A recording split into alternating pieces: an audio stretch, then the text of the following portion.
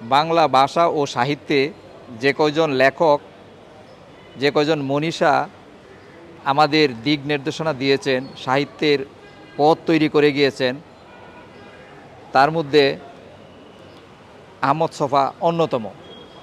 আহমদ ছফা আমাদের বাংলা সাহিত্যকে তার লেখার মাধ্যমে আমাদের সমাজকে ঋদ্ধ করেছেন। আমরা আজ আলোচনা করব আহমদ ছফার সেরা উপন্যাস নিয়ে। এই বইটি প্রকাশ করেছে সৃজনশীল প্রকাশনা প্রতিষ্ঠান বাঁধন পাবলিকেশন। আহমদ ছফার এই বইটিতে 9টি উপন্যাস স্থান পেয়েছে।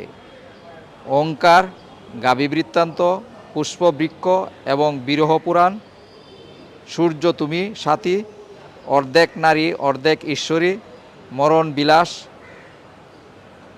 অলাদ চক্র, একজন আলী কেনানের উত্থান পতন ও তানিয়া। এই বইটির মূল্য রাখা হয়েছে 800 টাকা।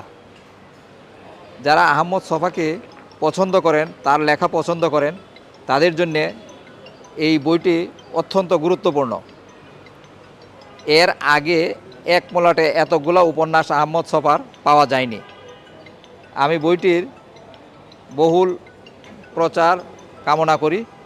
পাঠক উপকৃত হবেন এমন একটি বই এই বইটি। আহমদ ছফাকে যারা জানেন বা চিনেন, আহমদ ছফার লেখা কেমন তা অবশ্যই তারা অনুধাবন করতে পারবেন। আমাদের মনের কথা, আমার হৃদয়ের কথা, আমাদের সমাজের সুন্দর কথাগুলো এবং সমাজকে কিভাবে এগিয়ে নেওয়া যায় সাহিত্যের মধ্যে দিয়ে, সে কথাই বলেছেন আহমদ ছফা।